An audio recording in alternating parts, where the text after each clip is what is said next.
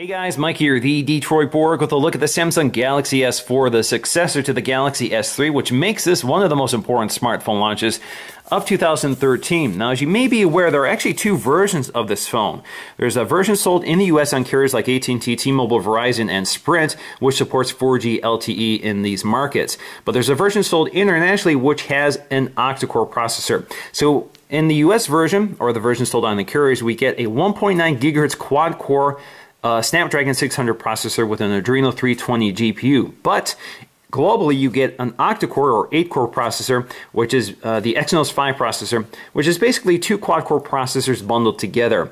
One processor is a Cortex-A15 clocked at 1.6. The other one is a Cortex-A7 clocked at 1.2 gigahertz. Now, the GS4 also has 2 gigs of RAM. We have 16, 32, or 64 gig capacities, and there's a micro SD card slot so you can expand storage up to 64 gigs above that. We also have a 2600 milliamp hour battery, which is better than the 2100 milliamp hour battery we're used to with the GS3, and there are lots of accessories which allow you to expand storage and that sort of thing with the Galaxy S4, thanks to the fact that the back panel is removable and you can swap the batteries in and out.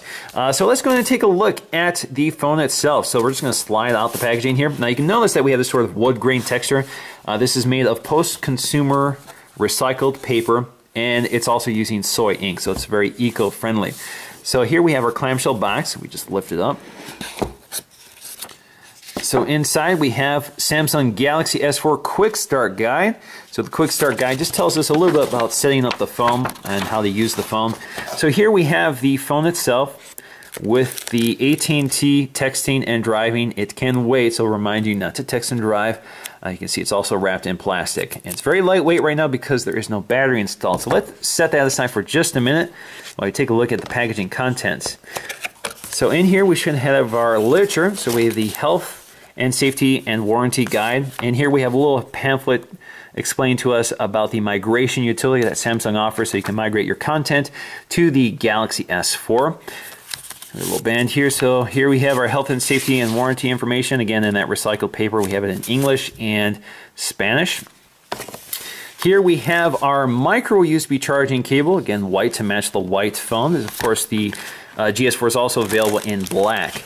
We also have our headsets here, which are in-ear headsets with a remote and microphone. So you can see our volume rocker and our select button and our microphone.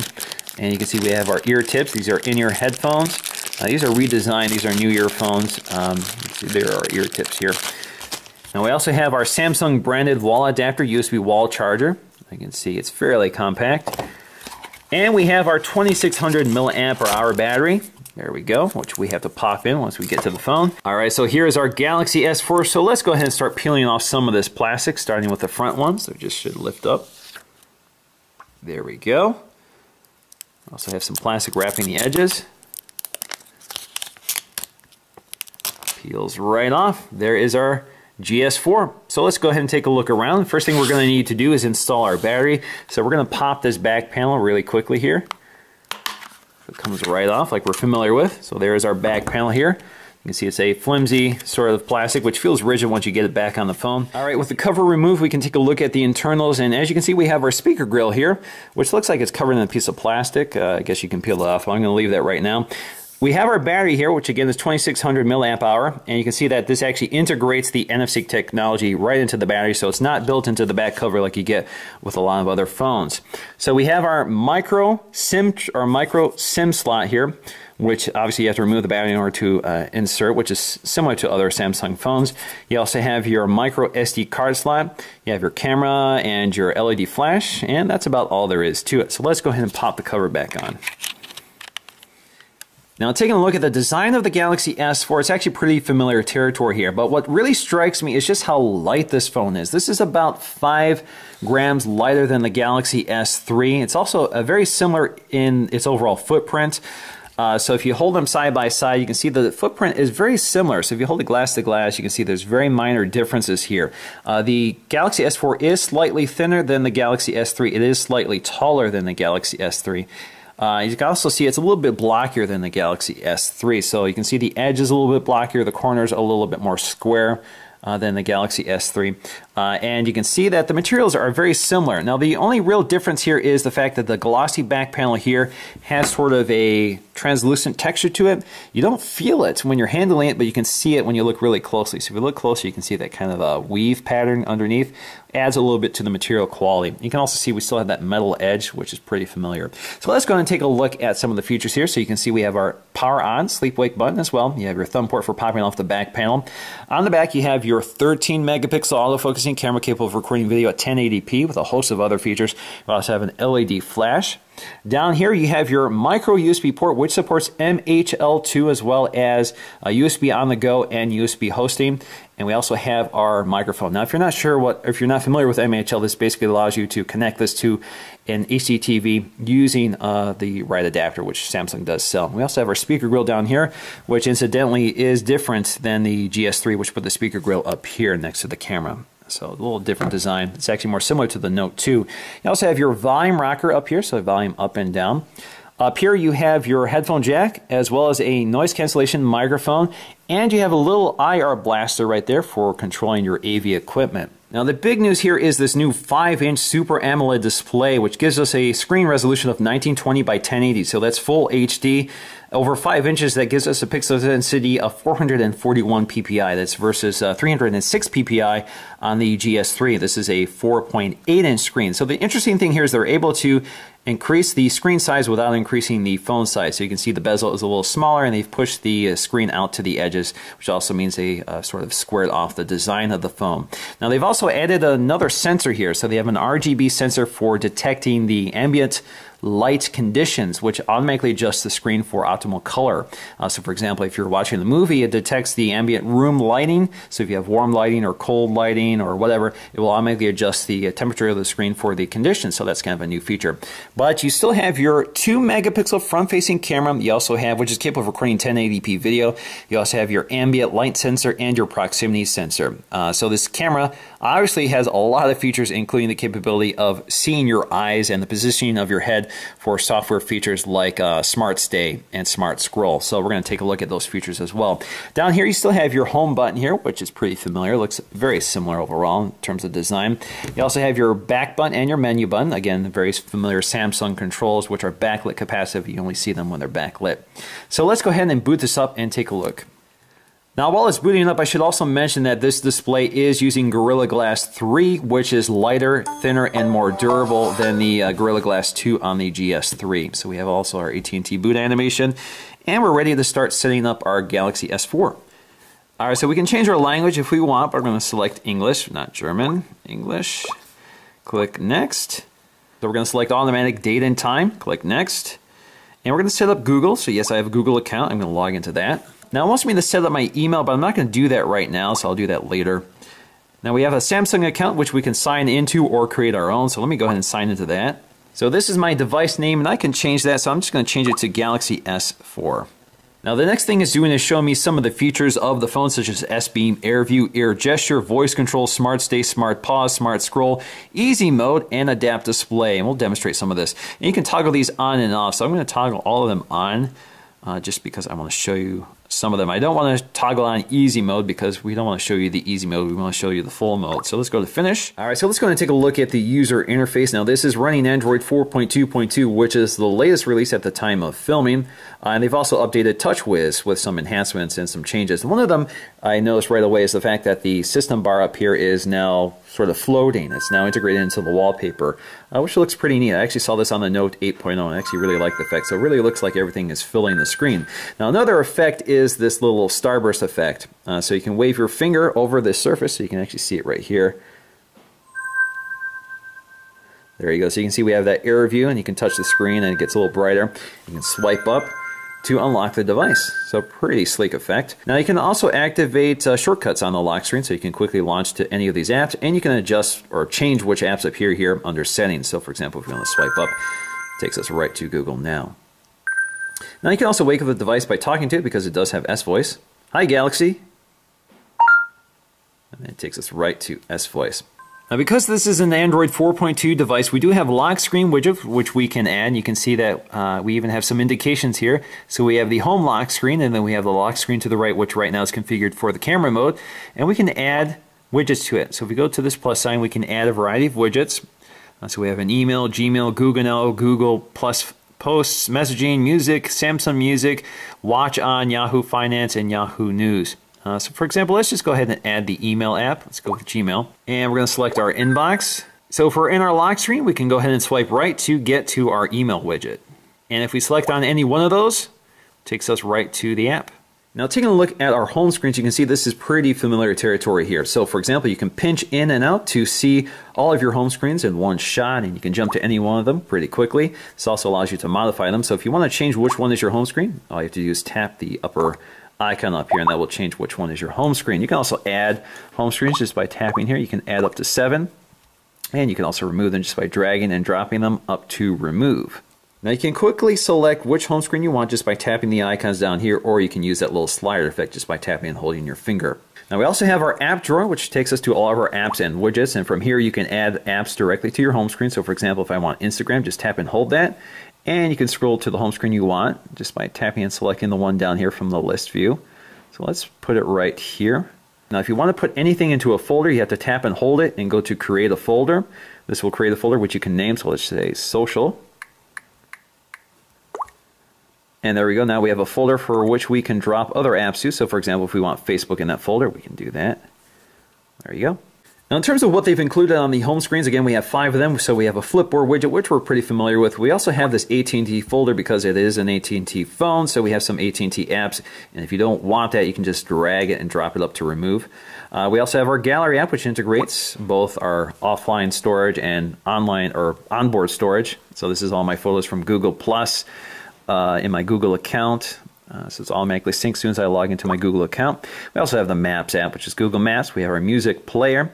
We have email, calendar, camera, and the Play Store. We also have some widgets up here. So we have our weather widget, which we can tap on and view our local weather. We also have a Google widget for search, and we have the Story Album widget, which is basically Samsung's way of integrating your onboard gallery as well as your gallery from your social media like Facebook, so you can create printable photo albums and that sort of things you can share with other people. You also have our S Health widget, which we'll talk about a bit later. We have our Samsung Hub, which integrates Samsung's variety of media services like music, video, books, and games, and we have a quick shortcut to Samsung App Store.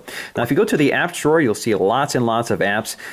So some of them I've downloaded, some of them are provided by AT&T, and some of them are Samsung apps, and some of them are Google apps.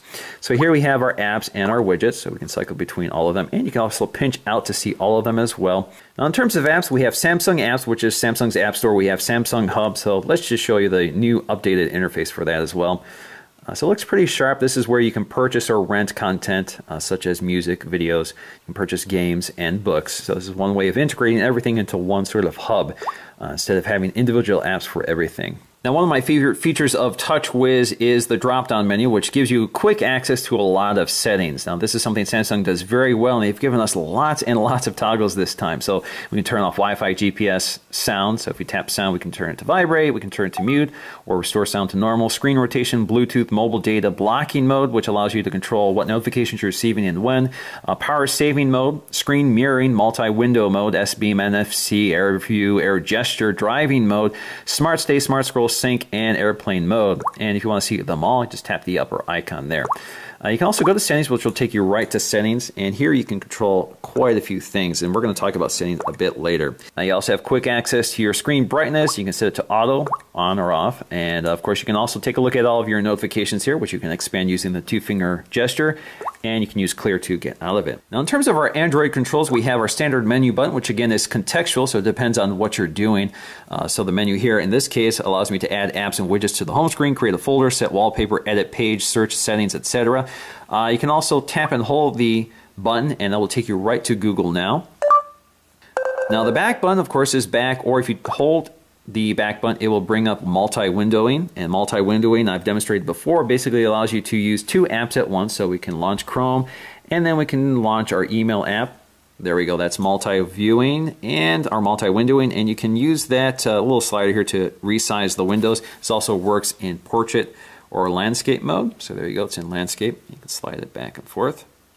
Now you also have these controls here to close one of the windows or swap the windows or get a full screen of the window. So for example, if we want to close that window, that's one way of doing it. Now the home button works as you would expect. Home takes you to the home screen, or you can double tap it to bring up S-Voice. Now you can also tap and hold it to bring up the recent apps menu. So here you can take a look at all of your apps and launch them quickly or swipe them out of the way to get rid of them. You can also X them all out, which will close all of the apps. You can also go right to Google Now from this window as well. Now another thing we can do with that is just tap and hold it, and it will take us to our application manager. So from here you can end apps in the background. You can see how much memory you're using right now.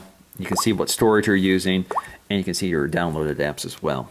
Now there are a lot of software features with the Galaxy S4, and the best way to explore this is to go right to settings. So under settings, you can see that everything is sort of tabbed here. We have connections, my device, accounts, and more. So if we go to my connections, this is pretty basic. So you can toggle Wi-Fi or Bluetooth.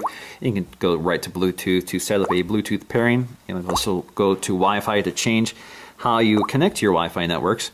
Now you have NFC, which you can toggle on and off, S-Beam, which you can toggle on and off, nearby devices, which uses DLNA, so you can, for example, share your media with those devices just by activating that feature. You can also activate screen mirroring. Screen mirroring basically allows you, if you have an all-share cast device like a Samsung TV or Samsung peripheral, you can share your screen wirelessly to those devices. Now under My Device, you have lots of options, starting with the lock screen. So you can change how you wake up the device using the swipe gesture, the face unlock, face and voice, pattern, pin, password, or none. You also have multiple widgets here, which you can toggle on and off. So if you want widgets to appear on your lock screen, that's one way of controlling that. Now, favorite apps or camera is basically a shortcut from the lock screen to allow you to launch either your favorite apps or your camera, which you can select here. So you have one or the other. So if you enable this, click Save, you go to the lock screen, and you use a gesture to swipe left to right, you can actually get to another lock screen here, which will launch the camera app. So there you go, it takes you right to the camera. Now under clock or personal message, you can give priority to the clock or the personal message. The default is the personal message, which is that life companion on the front. So if you go to clock, click Save, you go to the lock screen, you'll now see that the clock is the priority and the personal message is gone. Now we can also modify or turn off the shortcuts that appear on the lock screen. So here we have the ones they've included, and you can remove any one of them. So for example, let's say we want to remove the camera app and we want to add another one. Go right to our apps. So let's say we want Chrome there instead. There we go. And you can also move these around as well. Now you can also change the unlocked effect here, so you can go back to the ripple effect or remove it all together. We can also set the wake up command, so instead of Hi Galaxy, you can pick a different command. Now the display, we have lots of options here, so we can change our wallpaper. We can set the lock screen, home screen wallpaper, the notification panel. So here you can change what appears on that drop down, so all of those widgets up there or those toggles you can change. So you can move them around, so you can reposition them if you prefer. And the great thing here is that you have all of them, so you don't have to pick or choose like you do with something like the Galaxy Note 8.0 I reviewed previously. Now we can also select the screen mode, so we can use the Adapt Display. If we toggle off Adapt Display, now Adapt Display automatically adjusts the screen according to what you're viewing as well as the ambient lighting conditions, or you can automatically select these predefined ones such as Dynamic, Standard, Professional Photo, or Movie. And as you can see, it gives you a little preview up here. I'm just going to use the Adapt Display. You can also change your font style and font size, touch key light duration, so the length of time these stay on, display battery percentage indicator, which I've toggled on, it's off by default. Edit after screen capture, so it'll take you automatically to the editing screen when you do a screen grab. Now when you want to do a screen grab, you just swipe the screen like that, it does a screen grab. And you can see it in the drop-down menu right here. So there we go. We can go right to it to edit it if we want. Let's go back. Now, auto adjust screen tone. Again, this is that using that technology to automatically adjust the screen tone using that RGB sensor. High touch sensitivity, so you can actually use, if you enable this, you can actually use gloves with this touch screen. It works pretty well. Now, we do have an LED indicator in the upper left corner here, and we can adjust those settings. So we have an LED indication when charging, low battery, and notification, as well as voice recording. So the blue LED lights up when you are recording voice while the screen is off. So that's one way of indicating what's going on. Now under home screen mode, you can simplify the interface by going to easy mode, which will basically create larger icons and simplify the layout. So this is better for Android novices, people who are not too familiar with the way Android works. So if you want less customization and easy access to everything you use more frequently, that's one way of getting to it. So the Galaxy S3, although a fully featured and somewhat complex user interface, gives you that option to simplify it for people who don't want all of that. Now we also have blocking mode, which is one of my favorite features of Samsung's TouchWiz. This is something I wish more Android devices would use, including Nexus devices. But this basically allows you to disable calls, disable notifications, timers, the LED indicator, so you can toggle specifically what you want to disable, and you can also set it so that it only happens during certain times of day. So if I uncheck always, I can now set specific times of day. So for example, if I wanted to turn off in the middle of the night, that's one way of controlling it. I can also specify certain contacts that are allowed to call me, even if I have this mode turned on. You also have power saving mode. So if you turn on power saving mode, you have specific control over CPU power saving, screen power saving, or haptic feedback power saving. So you can toggle which ones you want to be active when you turn on that mode. So that's one way of controlling how much power your phone is using. And again, all of this is accessible from those quick access toggles up here. So if you want to turn on power screen saving mode, all you have to do is toggle that on. You can see it goes on. Now under motions and gestures, we have a whole lot of features here. So we have air gestures, motion, palm motion, and gyroscope calibration. But if you look at air gesture, you can see we have even more controls here. So for example, quick glance. So if we toggle that on, we can actually tap this to get a preview of it. Then we're going to swipe our hand over the screen. Gives us a quick view of our basic information, and it'll go back to sleep. Now we also have air jump, which basically scrolls web pages in screen size jump. So let's go ahead and demonstrate that. There we go. Sometimes you have to get it just right, not too fast, not too slow, and it jumps up and down. Now we also have air browse, which basically allows you to swipe left or right. It's kind of like a back or forward button. So this works with gallery, internet, the internet browser, music player, music on the lock screen, and S-Memo. So we can try it just to show you this. So all I have to do is swipe left or right over the screen.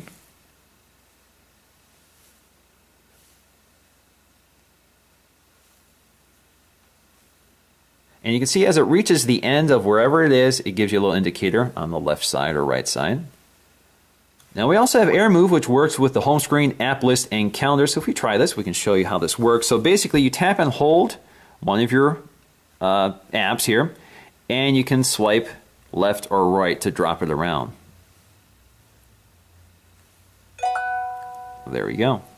Now we also have Air Call Accept, and to demonstrate that, what you basically do is when you're receiving a phone call and you wave your hand over the screen, it will answer the phone for you. Now under Motion, we also have lots of options here. One of my favorite is Direct Call. So Direct Call basically allows you to automatically call anybody whose information you're looking at. So for example, if you're in the middle of a text message, if you're looking at the contact information, all you have to do is raise the phone to your ear to try it out. So for example, if you're texting somebody, all you have to do is raise it to your ear, automatically detects that it's connecting to your ear, and dials that person for you. So it works pretty well. I actually use it a lot. It's one of my favorite features of Samsung's TouchWiz. Now we also have something called Smart Alerts. So if you put your phone down on the table, let's go ahead and try it. The screen will go to sleep, and if you receive any notifications like missed calls or text messages, it will vibrate for you, and basically indicating that you have something to look at. So you pick it up, get a little vibration, and you can go ahead and check to see what's going on. Now we also have something a little less useful. We have Zoom, so you can basically use 2 fingers to tap to zoom in on an image. So let's go ahead and try it. And you basically tilt the phone. So if you use 2 fingers here, you can zoom in and out. And you can change the sensitivity as well up here. You can also use that similar feature with browse an image. So let's go ahead and try it. So basically, you can look around an image that you're zoomed in on just by using the tilt motion. Now you can also mute the phone, such as when you're receiving a phone call or if you have an alarm going off, just by placing the phone face down. So let's go ahead and try that out. You hit try it. So you're receiving a phone call, you just place it face down and it mutes it for you. If you pick it up again, you'll see that the phone is still ringing. Now under Smart Screen, we have an extension of the Smart Stay technology that debuted with the original GS3. So Smart Stay we're pretty familiar with. Basically, the camera is watching your eyes and will know whether you're looking at the device or not, and will put the screen to sleep. So we're pretty familiar with that. New is Smart Rotation. So the screen actually is able to see your eyes and knows exactly your current orientation. So basically this is useful, for example, when you're laying down and reading in bed. So it knows whether you're laying back and won't automatically adjust the screen rotation for you. So for example, if you're laying sideways, it won't go into landscape mode while you're reading a book, just because it detects the orientation of your eyes. Now we also have Smart Pause, which is new here as well. Smart Pause basically allows the device to detect if you're facing the screen. So if you're watching a video, it will pause the video if you're no longer looking at it. So you can toggle that on and off, and again, you also have quick access to that from the quick toggles up here. So you can see Smart Stay or Smart Scroll, which you can toggle on and off.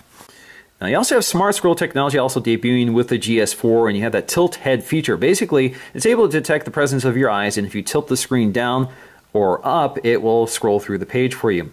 It does give you a little visual indicator, which you can turn on and off if you prefer, which allows you to know if the screen is detecting the presence of your eye, so you can scroll up and down or not. It doesn't always work, doesn't work in dim light, for example, but it does work with people like me who are wearing glasses. Now, AirView is also a new feature here, which you can toggle on and off. You also have specific controls you can toggle on and off, such as information preview, progress preview, speed dial preview, web page magnifier, and that sort of thing. And basically, this display is able to detect the presence of your finger over the display. So let's go ahead and demonstrate that. So for example, if I'm in a web browser here, if I hover my finger over the web page, I'll hear a little vibration indicating that it's working, and I get a little magnifier here so I can take a look at my website without zooming in and out on it.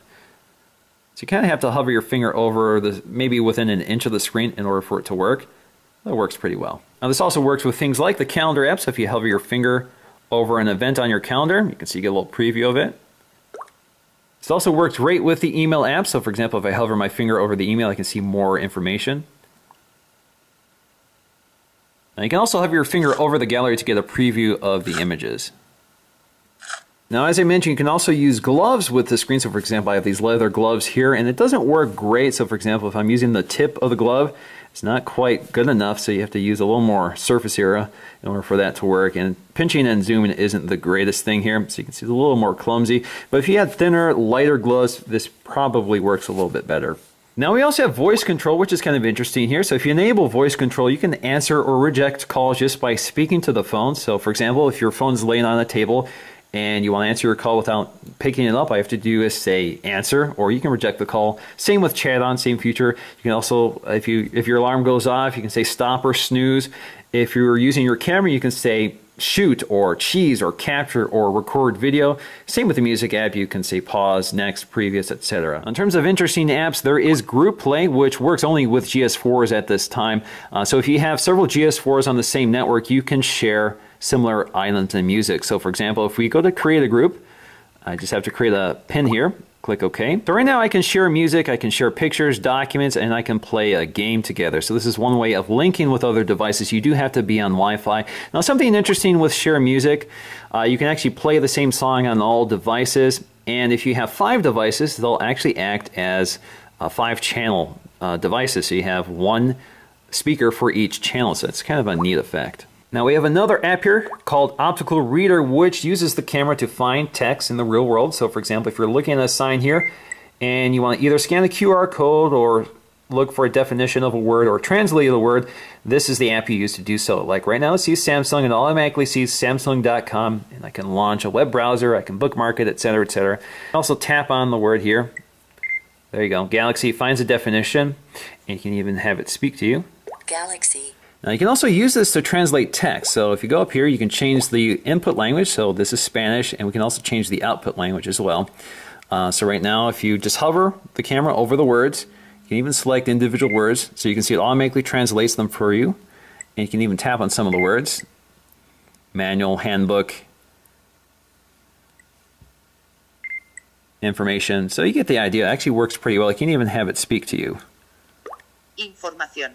Also new with the Galaxy S4 is S-Translate. So basically you can speak in one language and it will output in another language, and you can select which language you want. In this case, I've selected German. So what I'm going to do is speak in English.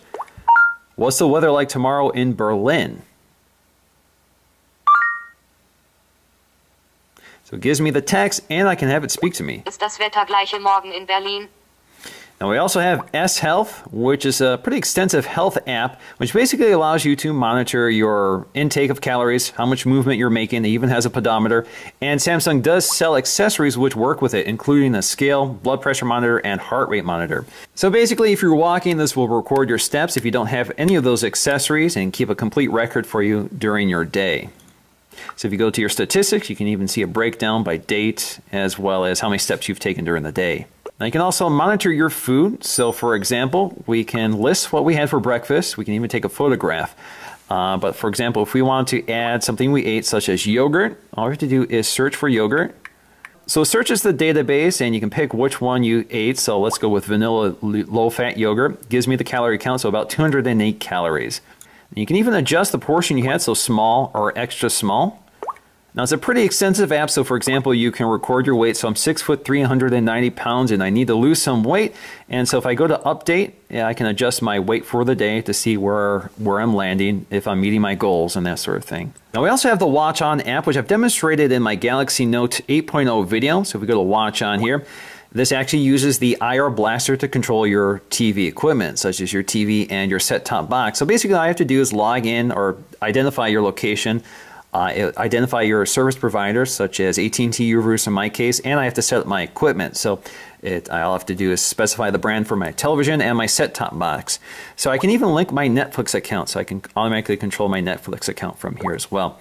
So here we are controlling my Samsung TV. So I can see all of my listings currently available to me. So these are shows currently available. If I want to launch any one of them, I just go to them and click Watch Now. It'll send the IR code to my set-top box and change it to that channel. And I can bounce back to my remote control to change the volume and turn the channel up and down. And I can even change my source and mute the volume. I can go to TV or my DVR to change those controls. So that otherwise works pretty good, so it's kind of nice to have your remote control in your phone at all times. Now Samsung has also done some interesting things with the keyboard. So if you tap and hold this icon, you can see you get the voice to text, which we're pretty familiar with. So we can, what's the weather like tomorrow in Detroit? Question mark. So there you go. So that's pretty familiar, but something they've added, which is new, is the ability to capture text from a photograph. So for example, if we launch this, so we go ahead and capture our text from this document. It's recognizing the text in the document. All right, so now I can resize this to select only certain text here. So I just want this part of the text. I can select that, click Done.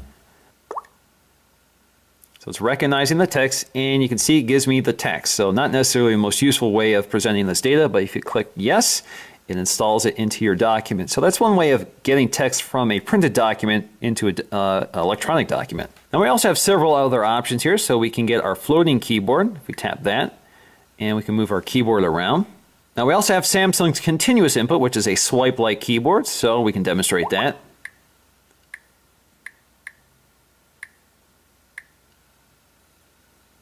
There we go, works pretty well.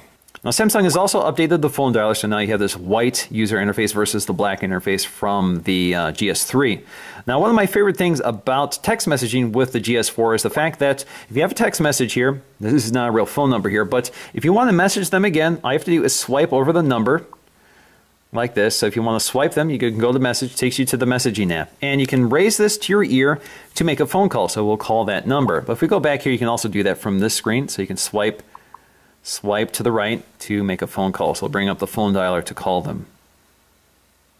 Now, in terms of display quality, it is pretty amazing. So that 1080p resolution with 441 ppi gives you astounding detail. So for example, if you look at the full Verge website, you can read text right down to the microscopic level. So it's pretty amazing just how many pixels are crammed into this display. And although this is a pentile display, the resolution, color look really good. It's not as bright as an LCD display like one on the iPhone 5 or the HTC One, but colors are amazing, definitely very vibrant. The screen really jumps out at you. That's one of the benefits of OLED. And certainly you have excellent off-axis viewing.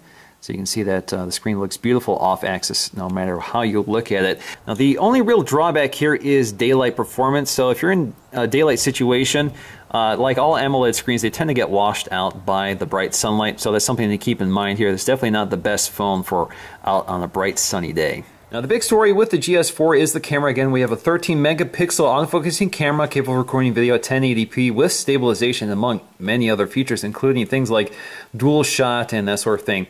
Now one of the great things about this is we do have voice commands, so we can say things like shoot or record video.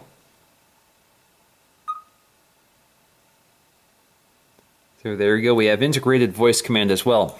Now you can snap a photo while recording a video, or we can pause it, or we can stop it. Now in the right corner we also have mode, which gives you a lot of features which are kind of hard to demonstrate without people in front of it, but you have things like beauty face, which will allow you to select the best face out of the photos you take. You also have best photo, which will take a series of photos. So if we go ahead and click that, it'll take 8 photos for you, and you can scroll through them and select the best photo you want. You also have sound in shot. So this will record background sound for 9 seconds after you take a picture. So for example, if we go ahead and do this. So this is a picture of Andy. He looks pretty green today. What do you think? So now if we go to our gallery. This is a picture of Andy. He looks pretty green today. What do you think? Now next up is dual shot, which basically allows you to use both cameras at the same time. So this is particularly useful, for example, if you're at a family gathering and you're the only person who's holding the camera, at least you can be involved in some way. So basically you can move your thumbnail around right now. So you can see you can move it around in the scene so you're not blocking anything, and it records it live. You can also swap between the front-facing and rear-facing camera. Again, you can move it around to get out of the way. And so there you go. Works pretty well, works pretty quickly. You can also turn off that feature. So if you don't want it to appear while you're recording, you can toggle on and off pretty easily.